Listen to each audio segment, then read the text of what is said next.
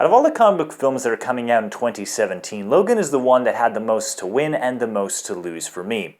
Because unlike some of the other ones where I have varying expectations for them, Logan is very similar to like the Nolan films in that I have a personal investment in it to see it succeed and to see it be good.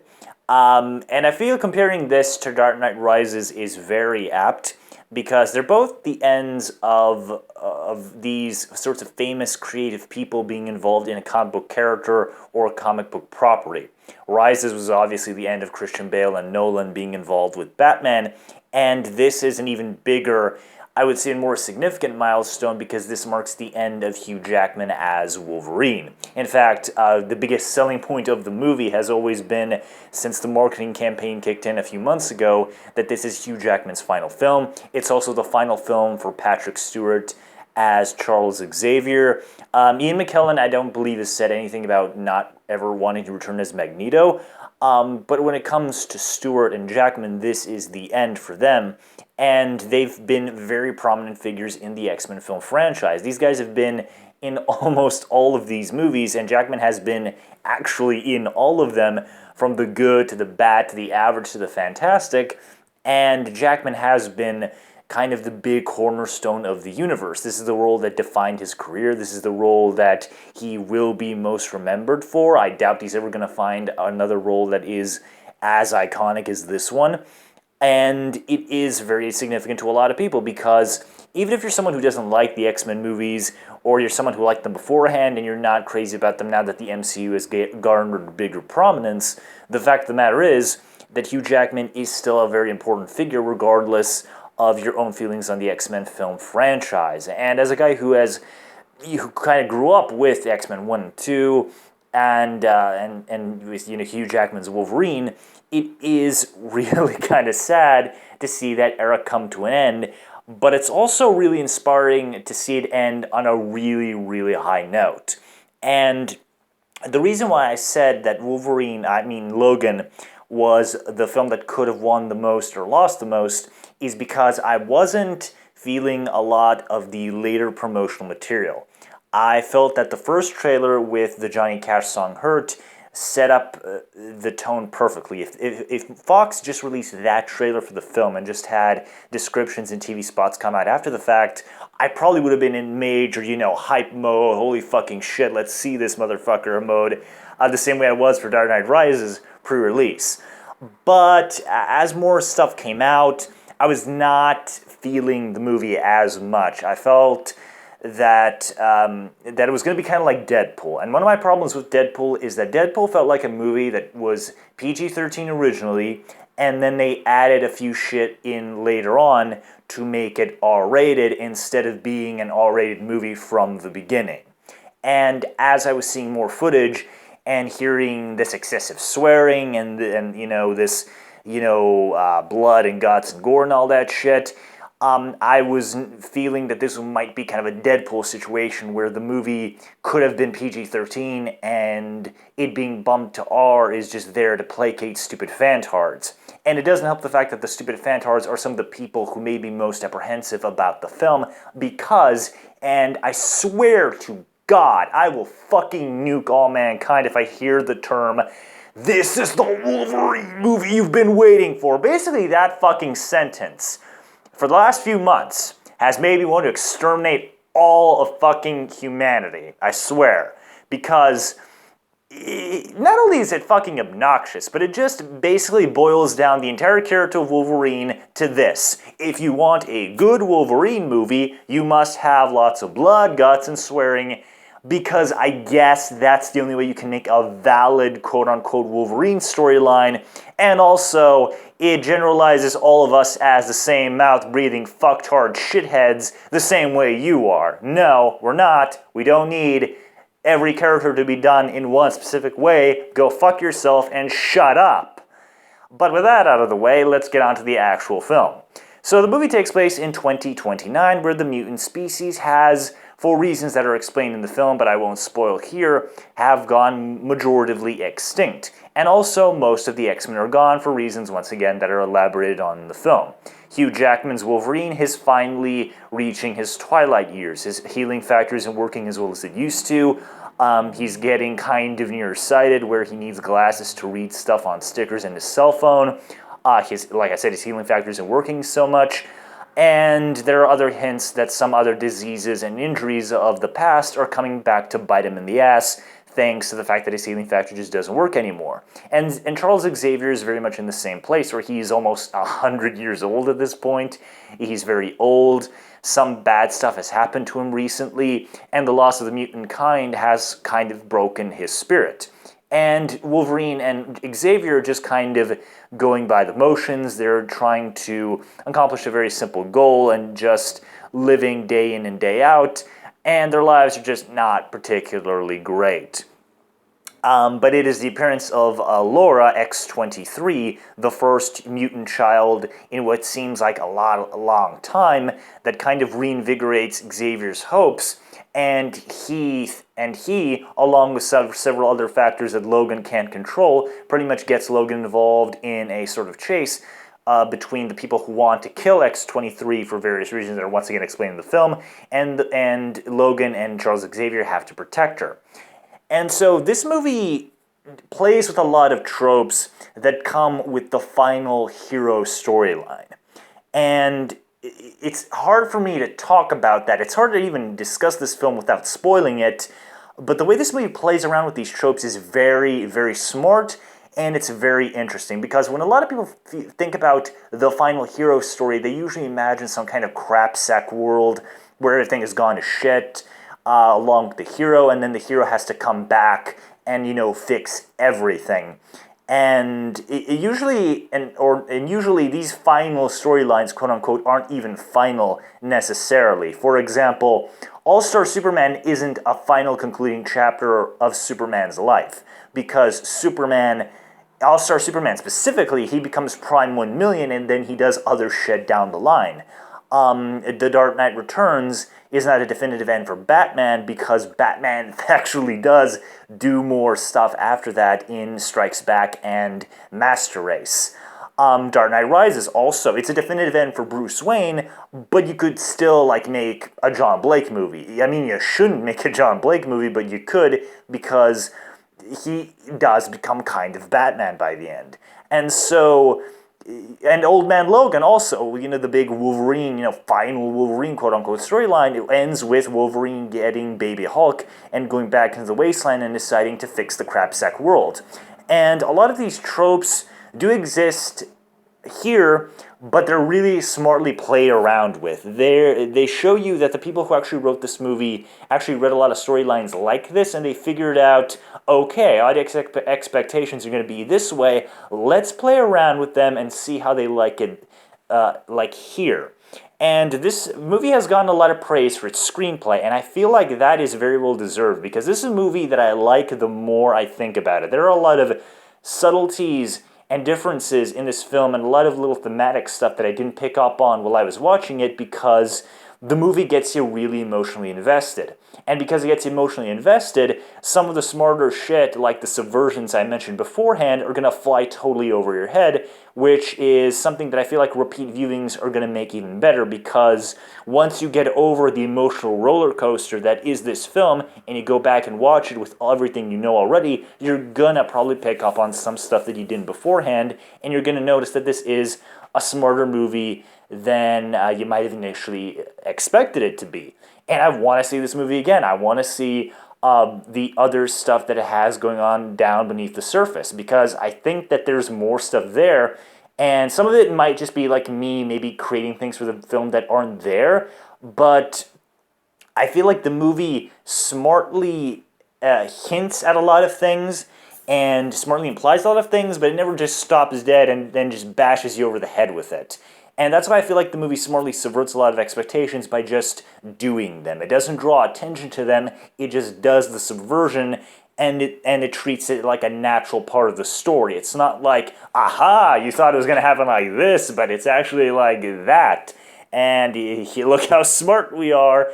It doesn't really lampshade that, and a lot of the movie is very much understated like that, where they don't really make a big deal out of a lot of stuff the way you would expect a comic book movie to do. And in fact, this movie's climax is probably one of the most subdued action sequences we've gotten in a comic book film in a long time. If you're one of those people who's really annoyed by the fact that every comic book fight ends with a big fuck-off massive heap of destruction where a city gets annihilated in a portal or some shit, I think the final fight scenes here are going to do you really good wonders. And speaking of the fight scenes, as I already said, I was not really optimistic about the swearing that was present in the film and the violence. I was really worried that it was going to be a PG-13 movie that was forcibly pushed into the R zone because Deadpool was successful and Fox was jumping on that bandwagon. And the final trailers for the film did not inspire much confidence in me. However, while the swearing does kind of grate on my nerves at the very beginning, where it does feel like they're just kind of trying to cram it in as much as they can, as the film goes on, and you discover everyone's state of mind, their emotional states, and you figure out that everybody is kind of fucked up and everybody is kind of broken at this point, it does make sense for Xavier to, swear in the film, because he's an old man, he feels like he's lost a lot of what he, tried to build.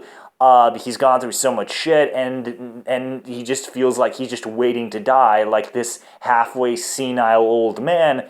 And understandably, he would be pretty pissed off about that. And Wolverine would also be really pissed off by the fact that, once again, mutant kind has kind of died out.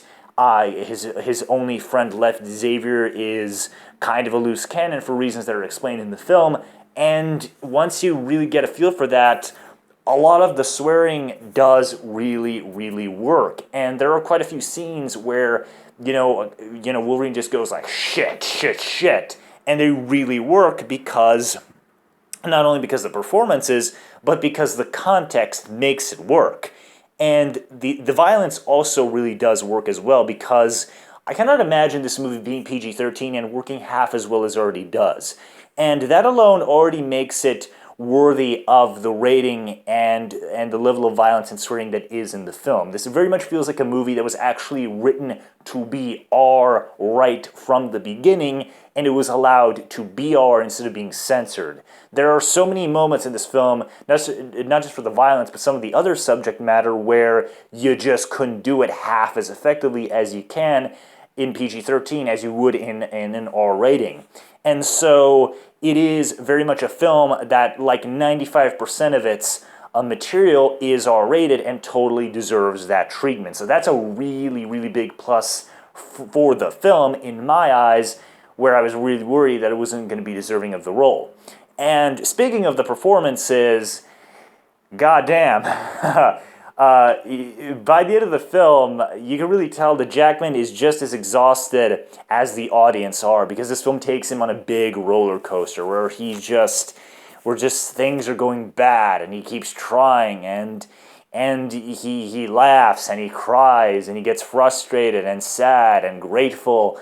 And the movie, much like Doctor Strange, I feel, realizes that Hugh Jackman is a versatile actor and he can do more stuff with Wolverine than just sound growly and snarl, and the film utilizes that very, very well.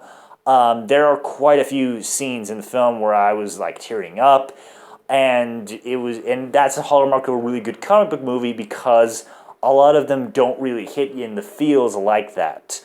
Daphne Keane, who plays X-23, is also really, really good. Some people are probably going to equate to the fact that she's mute for most of the film, but I don't think so, because even when she's talking, she sounds convincing. She sounds like a kid who's actually been put through the shit X-23 has been put through, and she sells it really, really convincingly. And her verbal kind of sparrings with Wolverine sound really genuine and sell the character. And the fact that she is able to be as effective as she is, most of the time not speaking, is another hallmark of good acting. And I feel like the violence also really suits the character, because she kind of has that whole arc of she is kind of like the weapon. She is her origin is very similar to her comic book one, where she was kind of designed to be a murderer, and that doesn't work for various reasons that are once again explained in the fucking movie. and because she is being treated as a murderer, and Xavier and Logan much later on are trying to kind of veer her away from that, it does look really disconcerting to see this like 11, 12-year-old girl just massacring people violently, and other people violently beating on her, shooting her, stabbing her so they can kill her. And I feel like that also helps, enhance the violence, because the violence isn't just happening to the bad guys, it's happening to the protagonists too. And there are a lot of scenes where Wolverine just looks like fucking annihilated, and it's brutal, and it hurts you to watch him get hurt. And it adds to like the emotional drain. And on the first viewing, this movie very much is a good emotionally draining experience where you're just like, holy shit, god damn. But it's not like that sad, emotionally drained where you're just like, oh my god, they ruined everything. You're just emotionally drained, but in a good way, where you've just been taken on like a big fucking roller coaster, and you're tired, and you're dazed, but you're also happy that you went through it. And ultimately, I think that's the biggest strength of the film, that it is that effective emotionally, and it does have a lot of heart in the surface. But that being said, there are some problems that I obviously have to address. The bad guys are okay. The bad guys are not, they're not going to set the world on fire. But I do think that Fox smartly did not cast like big A-list actors to do the roles just for the sake of having them. For example, if Logan was done by the MCU, as if the fucking MCU would make a movie that's different like this, but for the sake of shits and giggles, let's say, if the MCU did Logan, they would have gotten, like, I don't know, like Anthony Hopkins, I'm going to say. They would have gotten a good actor like Anthony Hopkins for the main bad guy, and, you'd know that Anthony Hopkins is really good at playing a bad guy, and you'd know that he's a really great actor, and then the material would just not be there to use him, and so the casting would just come off as a big stunt, where it's like, oh, hey, look, guys, we got Anthony fucking Hopkins as the villain in the final Hugh Jackman Wolverine movie. Get really excited, guys. And then when you see the fucking movie, you just realize, holy shit, you once again didn't do anything with them. And because the actors are not like some kind of super big stars that are gonna, set your world on fire just by getting cast in the flick, the fact that they don't really get much to do character-wise works better, because they didn't, get some kind of, super big A-list star and then do fuck all with them, as is the prerogative of the MCU. But that being said, I still feel like they could have done more things with them, especially the main physical threat of the film, who is set up, but I feel like you could have used somebody else in that role and you would have done it the same. And this movie does very much have the same issue as Old Man Logan does, where it's the last Wolverine story, but a certain element isn't in it, and you kind of feel like it probably should have been in it. And I feel like the angle they were going for with the main physical threat was interesting, because it kind of parallels Logan and Laura. But once again, he comes in way too late, and he doesn't really have much screen time enough to create as an emotional connection to serve as kind of like a comparison between Laura and Logan. The parallels do exist very much there, and the ending does very much play on that, but I feel like they had more scenes that might have been cut on the cutting room floor. And I do think that there probably is going to be like an extended cut of the film that's probably gonna like add more scenes in, and I hope the bad guys actually do get more of them, because I see what they're going for, and it's okay, but I feel like it can get better with more screen time. And I also know that Mangold wants to do a black and white version, which I feel is very, very appropriate for the film. And I want to say, if you listen to Johnny Cash's Hurt before watching this movie, the movie actually reflects a lot of the song. It's not just a song that's being used, because it sounds cool and it kind of fits the movie. A lot of the script actually does reflect Logan's state of mind and where his character is going throughout the film and the general tone of the movie. So that's pretty cool. So yeah, Logan, it was a pretty damn draining experience. I can't believe I live in a world where Hugh Jackman is not going to be Wolverine anymore, but considering the fact that he is going out with this movie, I feel like this is more than a satisfying conclusion, And I feel like other comic movies should learn from this. They should learn how to play around with some of the tropes that are associated with the storylines they're adapting if they want to maybe come off as a bit more original and smarter. And I also feel like they should learn the value of knowing when the fuck to end something. Because this is very much a definitive end for the character. This is probably one of the most definitive ends for any comic book character I've ever seen, much less one that's being adapted for film.